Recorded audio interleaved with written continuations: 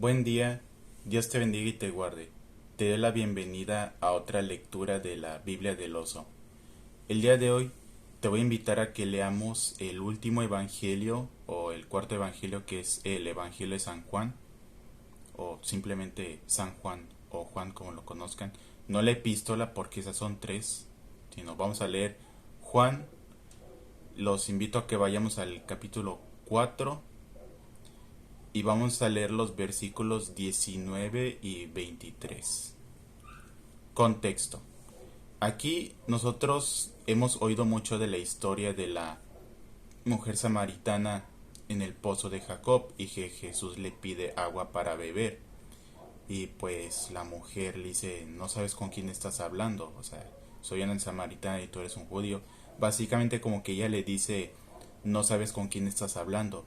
Y Jesús es el que se la responde entre líneas, no, tú eres el que no sabes con quién estás hablando.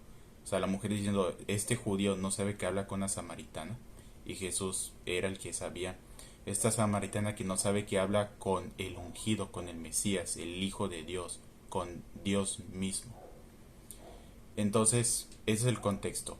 Llega Jesús, le pide agua a la samaritana y pues la samaritana pues empieza a esquivarle, pues le dice, y pues sabes que yo soy samaritana y los samaritanos y judíos no conviven. Y luego Jesús le dice, pues si tú me pidieras agua, tú dejarías de tener sed. Y pues le dice la mujer, ah bueno, pues dame de tu agua. Y Jesús le dice, tráeme a tu esposo. Y la mujer dice, no tengo esposo. Y cuando le dice eso, Jesús le dice, tienes razón, o sea, no has mentido, bien has dicho que no tengo marido, porque 5 maridos has tenido y el que ahora tienes no es tu marido, esto has dicho con verdad. Levante la cabeza porque aquí ya no se asoma el versículo, pero sí se puede leer aquí en la Biblia que tengo. Y a continuación ocurre lo que vamos a leer. Y dice la porción de San Juan 4 del 19 al 23. Dice, voy a ver si está bien enfocado. Listo. Dícele la mujer, Señor, paréceme que tú eres profeta. Nuestros padres adoraron en este monte y vosotros decís que en Jerusalén es el lugar donde es menester adorar. Dícele Jesús, mujer, créeme que la hora viene cuando ni en este monte ni en Jerusalén adoraréis al Padre. Disculpe.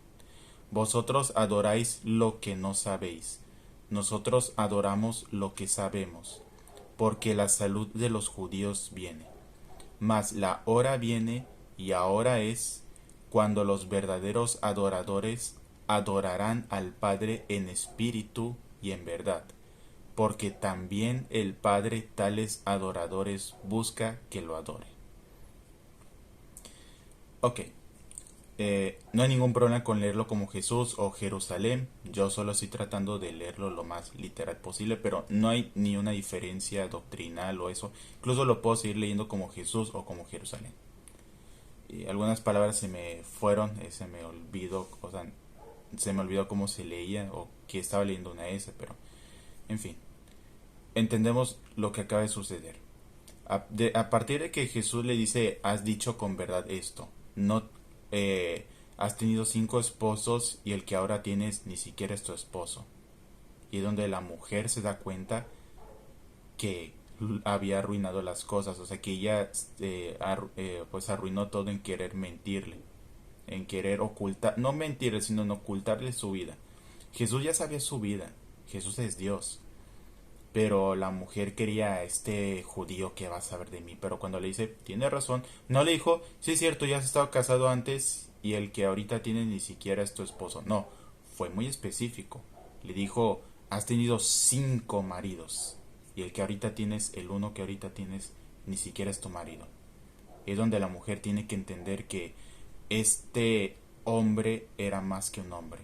Tenía que guardarle mucho respeto al quererle hacer otra jugada.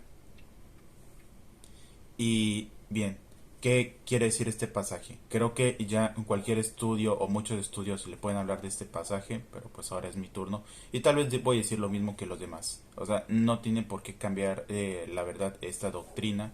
De hecho, es un reforzamiento de esta doctrina. ¿Y qué quiere decir este pasaje? La mujer dice, nuestros padres adoraron en este monte y vosotros decís que en Jerusalén es el lugar donde es menester adorar, o sea, donde es necesario adorar.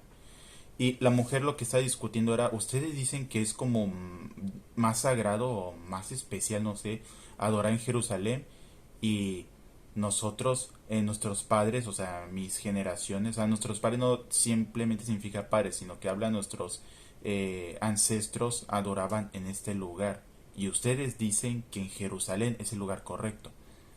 Y Jesús es muy puntual en lo que está diciendo. ¿Por qué?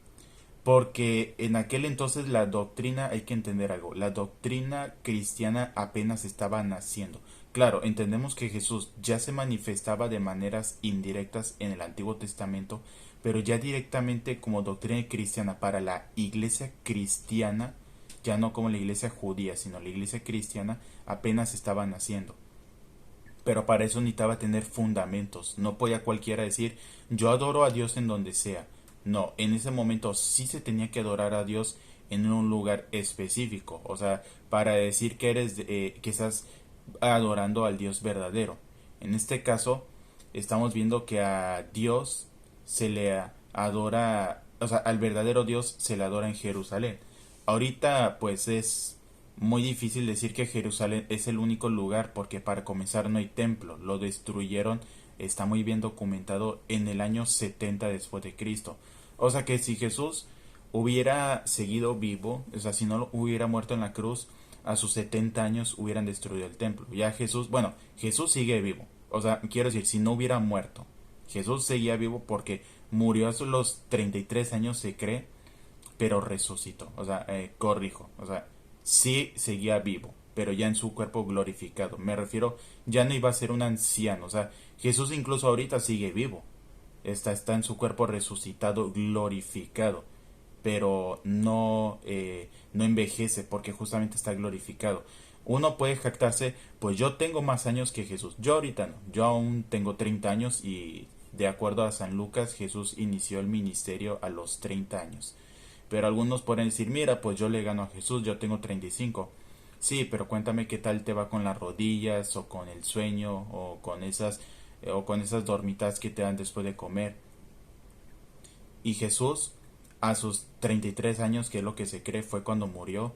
Y ya cuando resucita es donde tiene una salud incomparable, porque ya en el cuerpo glorificado ya no sufrimos de los males que sufríamos con el cuerpo temporal desechable.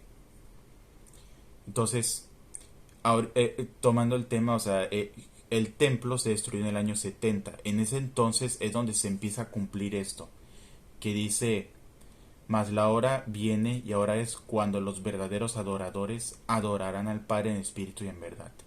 Ahorita uno dijera, si, o sea, ahorita sí que hay muchas ideas judaizantes, pero es irónico porque si eres un buen judaizante deberías irte a Israel, a Jerusalén, deberías irte al, nosotros lo llamamos el muro de los lamentos, pero yo tengo entendido que es un insulto para los mismos judíos. Ellos lo llaman el muro de las oraciones. Así que si alguien de los que está viendo el video piensa ir a Jerusalén, no más no ande diciendo que voy a ir al muro de los lamentos, porque puede que se le insulten y pues, se entiende, o sea, pues es su territorio, o sea, y pues tal vez nosotros somos los que le llamamos así, solo es como un plus extra, o sea, no tiene nada de malo, o sea, no es pecado ni nada decirle muro de los lamentos, pero para ellos se les hace como una falta de respeto decirle muro de los lamentos. Ahí tiene que llegar a decir el muro de las oraciones. Eso es como así lo llaman. Y bueno, hay que respetar. Es como si yo tuviera un nombre y de repente alguien viniera y me llamara con un apodo. Entonces, es con mini comercial de esta plática, pero tiene que ver todo. Ok, entonces, ¿qué sucede aquí? Jesús es muy puntual, como estaba diciendo hace rato. Jesús tiene razón en decir que no, la salvación viene de los judíos. Dice, ustedes adoran lo que no saben. Nosotros adoramos lo que sabemos. Y dirá uno, y a ver, ¿y tú con qué argumento me dices que tú adoras lo que sabes? Porque la salud o salvación de los judíos viene. O en las versiones más recientes dice viene de los judíos. Es lo mismo, o sea, no, el orden de los factores no altera el producto. Espero haberlo dicho bien. Entonces, Jesús tiene su argumento y el argumento de Jesús es verdad. O sea, no es de que a una cosa es mi verdad, otra cosa es la verdad de los demás y otra cosa es la verdad absoluta. Bueno, es que no hay una verdad absoluta y una verdad de Jesús. Es que Jesús es la verdad absoluta. O si no, lean San Juan 14:6. Yo soy el camino, la verdad y la vida, y nadie viene al Padre sino por mí. Entonces, no existe una verdad de Jesús o una verdad absoluta. Jesús es la verdad absoluta. Entonces Jesús es muy puntual diciendo que la salvación viene de los judíos, porque sí es cierto, la doctrina bíblica, aunque digamos que nosotros somos más neotestamentarios, porque es cierto, somos más neotestamentarios porque somos de la iglesia de Cristo. Sin embargo, eso no descalifica que el Antiguo Testamento, perdón, ya no lo debamos consultar. Claro que hay que consultarlo, escudriñarlo, no llevarlo a cabo tan literal porque nos volvemos judaizantes, pero ver en qué parte de las escrituras, de hecho en toda la escritura está escondida la imagen de Jesús. Y ese es el propósito de la palabra de Dios, encontrar a Jesús en cada una de las escrituras. Uno dijera, pero este libro levítico es muy aburrido, habla de puras prácticas judaicas. No, les aseguro que aunque nosotros no llevemos a cabo Levítico de una manera literal, pero pueden hallar a Jesús en esos escritos. Una vez en oración, y ya se los he compartido en la lectura de Levítico 6, 12 y 13, que una vez en oración me llegó con un pensamiento Levítico 6:13 y les aseguraba, nunca había leído Levítico en mi vida, o al menos si una lo leí de corrido, pero no me acordaba. Y a partir de ahí fue en que empecé a darle esa importancia grande a todos los libros de la Biblia, no solo uno, no solo que me importan los salmos o proverbios o incluso los evangelios, Génesis, no, toda la Biblia es inspirada, pero de la manera correcta y enfocada en Jesús, el Hijo de Dios, el Mesías, el ungido y el único que nos puede dar salvación. Y terminando esto, o sea, este paréntesis grande, volvemos, que dice, mas la hora viene y ahora es cuando los verdaderos adoradores adorarán al Padre en espíritu y en verdad, porque también el Padre tales adoradores busca que lo adoren. Esto es muy claro. Uno podría argumentar, pero es que entonces el único lugar, aquí está diciendo Jesús que el único lugar para adorar es Jerusalén. Hay que tomar unos aspectos en cuenta. Cuando Jesús dijo esto, aún existía el templo de Jerusalén, de hecho el segundo templo de Salomón. Recordemos que el primero fue destruido en la caída del reino de Jerusalén, de Judá, y y lo reconstruyeron ya después cuando el rey Ciro empezó a patrocinar, que el rey Ciro fue llenado de Dios y el rey Ciro tuvo que aceptar que el reino se lo había dado el Dios de los cielos, el Dios de todo. Y él mismo tuvo que decir, ¿cuántas cosas ha hecho Dios por mí y yo no he hecho algo por él? No porque dijera, no le estoy echando flores al rey Ciro, pero creo que sí era un hombre que estaba de acuerdo a la voluntad de Dios, porque él mismo tuvo que admitir eso. Dios ha hecho mucho por mí y yo no me acuerdo haber hecho algo, entonces tengo que hacer algo. Entonces donde patrocina el segundo templo. Entonces, volviendo a esta lectura, sé que no nos queremos distraer mucho, volvemos a la lectura, por eso la tengo aquí, pues para no distraerme. Dice esto, el primer templo se destruyó en la caída de Judá y por la cautividad de Babilonia. El segundo es destruido en el año 70. Recordemos que fue el emperador Nerón el que mandó destruir, el que provocó el gran incendio y destruyeron el templo de Jerusalén en el año 70, lo cual está perfectamente registrado. No viene en la Biblia porque, pues por una u otra razón, no correspondía, no era de, ¿cómo decirlo?, de importancia vital doctrinal. Incluso se cree que porque uno dijera, pero tal vez no se escribió porque no había sucedido. En las primeras cartas, no. En las primeras cartas, eso se puede saber. Las primeras cartas, aún la apostólica, se escribieron antes de la destrucción del templo. Apocalipsis ya se escribió después de la caída del templo, del segundo templo. Incluso Apocalipsis se dice que fue el último escrito de la Biblia, que se escribió alrededor del año 92 al 94. O sea, si Jesús nunca hubiera muerto, Jesús hubiera cumplido 94 años porque ya murió y resucitó.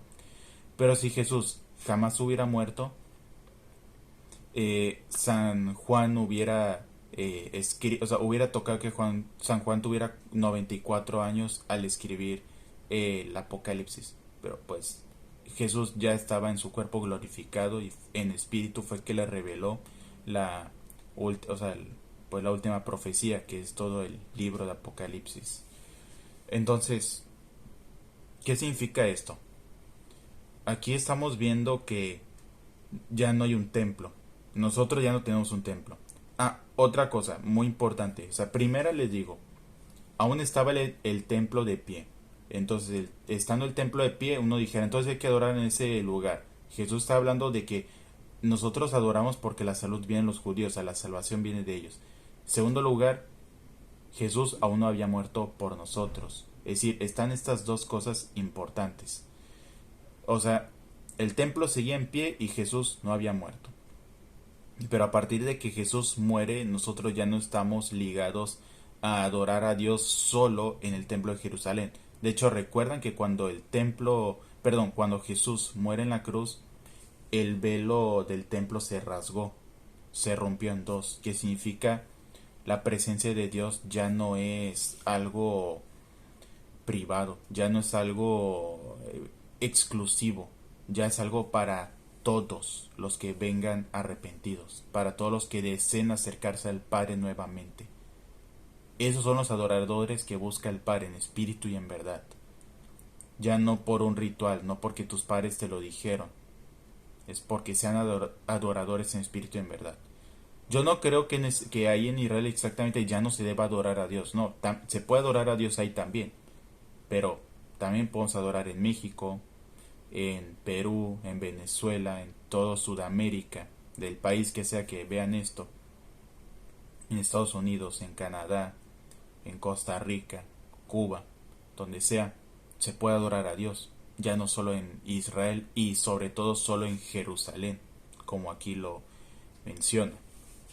Entonces, gracias a Dios que Jesús cuando murió rompió el velo del templo y ahora su presencia puede ser para todos, ya no es solo para los judíos. De hecho, nunca fue solo para los judíos, voy a dejar eso claro, me retracto y corrijo esa última parte. La presencia de Dios nunca fue exclusivo para los judíos. Y alguien va a decir, dame una prueba. Muy bien, léanse el libro de Job. Y uno dijera, ¿y el libro de Job qué prueba tiene?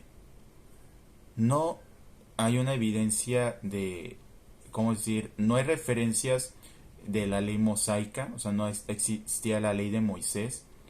Job no tiene descendencia, no tiene parte con el pueblo de Israel. Es decir, él no es hijo de alguien de... puede decir es hijo de Adán, sí, pero en este caso todos somos hijos de Adán, o sea, descendientes de Adán. Pero no desciende de Jacob o de Abraham. Incluso seguramente él existía antes de Abraham. De hecho, una de dos. O existía antes de Abraham o existió al mismo tiempo que Abraham. Su tipo de ofrenda o sacrificio era el tipo... del tipo del sacerdote patriarca, que era que el padre de familia ofrecía un sacrificio por su familia. Entonces, ahí vemos que Jehová ya se manifestaba, y no se manifestaba solo a un grupo, porque entonces en este caso a nadie se lo hubiera manifestado. Pero sin embargo se le manifestó a Job. Alguien puede decir, también se le manifestó a Noé, pero alguien puede decir, sí, pero Noé es padre también de los judíos. O sea, es padre de Abraham, digamos que sí. Pero Job en absoluto tiene algo que ver. De hecho, es la única excepción que Dios hizo para estar contenido en la Biblia. Porque toda la Biblia trata de la línea familiar de Abraham, pero con Job no es así. Job es el único caso que está metido aquí y que demuestra que él se manifestaba a muchas personas. La diferencia es que antes no había llegado Jesús, aún no había muerto por nosotros, pero él ya tenía el derecho a perdonar pecados. Cuando sacrifican al cordero, ellos ya estaban apuntando a un cordero en el futuro que iba a pagar por todos los pecados. Entonces, para terminar esto, no significa que en Jerusalén ya no se pueda adorar. ¿Se puede adorar? Claro que sí. No es como que si ahora hubiera una prohibición total de que no, ahí no se puede adorar, ya no. No, se puede adorar ahí también.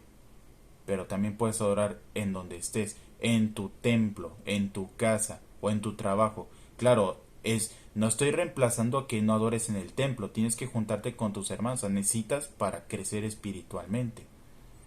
Pero si crees que el templo es el único para adorar a Dios, entonces estamos equivocados. No podemos adorar a Dios nada más en el templo y en casa ser unos hipócritas o ser unos pecadores o vivir de una manera pecaminosa. No, a Dios lo podemos adorar y debemos adorarlo en espíritu y en verdad, en donde sea que estemos.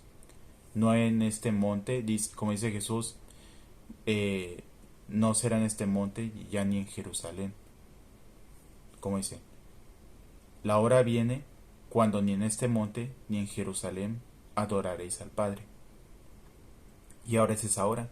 Ya no es en el monte de los samaritanos, ni solo es en Jerusalén. No es exclusivo del monte de los samaritanos, ni es exclusivo del monte de la ciudad de Jerusalén, del templo de Jerusalén, sino que ahora en donde sea que estemos, podemos adorar al Padre en espíritu y en verdad. Lo podemos adorar individualmente en nuestras casas y en familia y en comunidad en los templos. Gracias por haber estado hasta aquí. Espero que esta palabra los bendiga. Hay mucho que decir, pero no alcanzaré el tiempo y entiendo que entre algo no dure tanto, se digiere mejor, uno puede leer, escuchar, escudriñar, estudiar mejor. Y espero que esta palabra los haya bendecido mucho y que sigamos creciendo en el conocimiento, en el amor de Dios y que esto lo podamos compartir con los demás, así como compartimos muchas cosas. No este video exactamente, digo, no soy elitista de que no, solo deben compartir este video y tienen que darme el crédito. Al final de cuentas, si tuviera que dar el crédito a alguien, tendría que ser a Casiodoro Reina por escribir esta versión de la Biblia. Y Casiodoro Reina le da la gloria a Dios por haber escrito esta maravillosa obra. Entonces, al final de cuentas, toda la honra y la gloria es para nuestro Señor Dios. Entonces, les doy las gracias por habernos acompañado hasta aquí. Espero que esta palabra los bendiga, los edifique y que lo puedan compartir con los demás. Y espero verlos en la próxima lectura de la Biblia del Oso. Gracias. Dios los bendiga y los guarde grandemente.